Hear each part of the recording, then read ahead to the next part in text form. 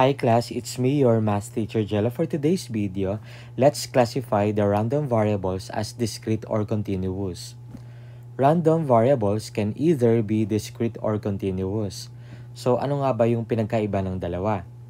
A discrete random variable can only take a finite or countable number of distinct values.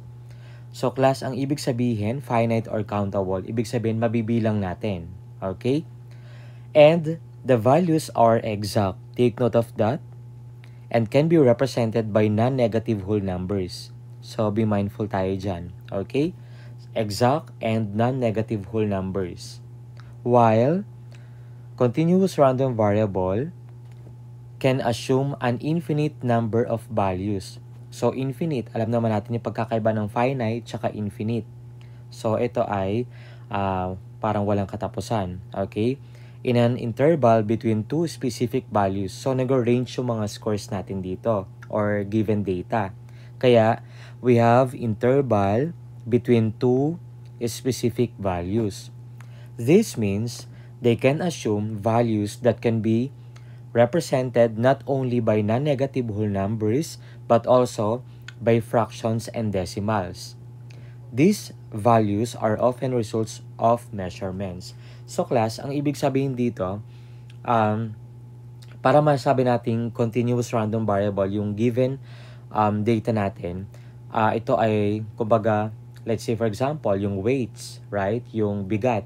Hindi naman lagi silang whole number, right? Pwede siyang mag-excess. Let's say 50.5 kilograms. So, nag-range yung values natin from 50.5 from 50 rather to 51, right? So, meron tayong two specific values or interval na tinatawag.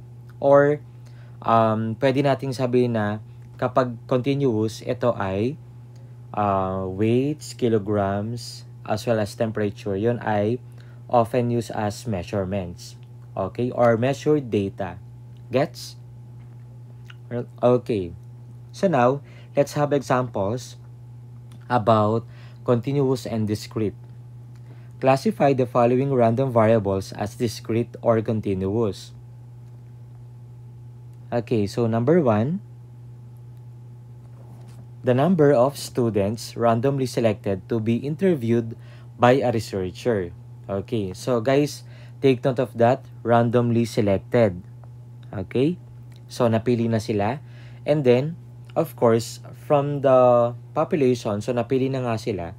So, pwede natin mabilang yung i-interviewin ng researcher natin. Okay? So, therefore, the answer will be very good, discrete. So, pwede natin sila mabilang or countable. No? Okay. So, discrete.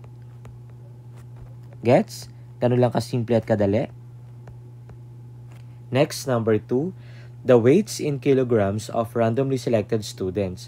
So, gaya nga na sinabi ko kanina, kapag weights, kapag heights, as well as temperatures, of course, it pertains to continuous.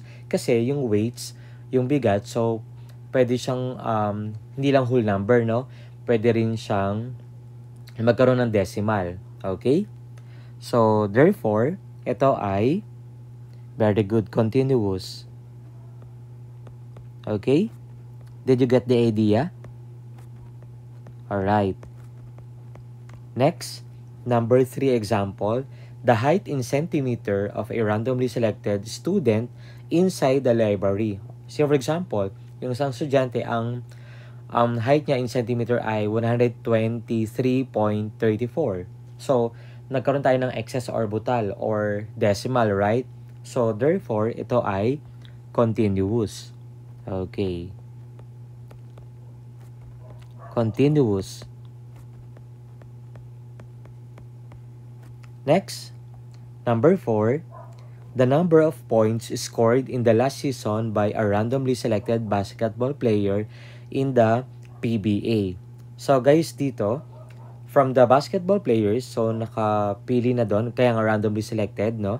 Okay? And then, pwede natin silang mabilang or countable. So therefore, ito ay discrete. Okay. And last example, temperature of the students in a school clinic. Okay, so class, kung mapapansin natin, yung temperature, hindi naman siya laging exact, right? Like 37 degrees or 38 degrees. Sometimes, pwede rin maging 38.3 degrees or 37.5 degrees, no?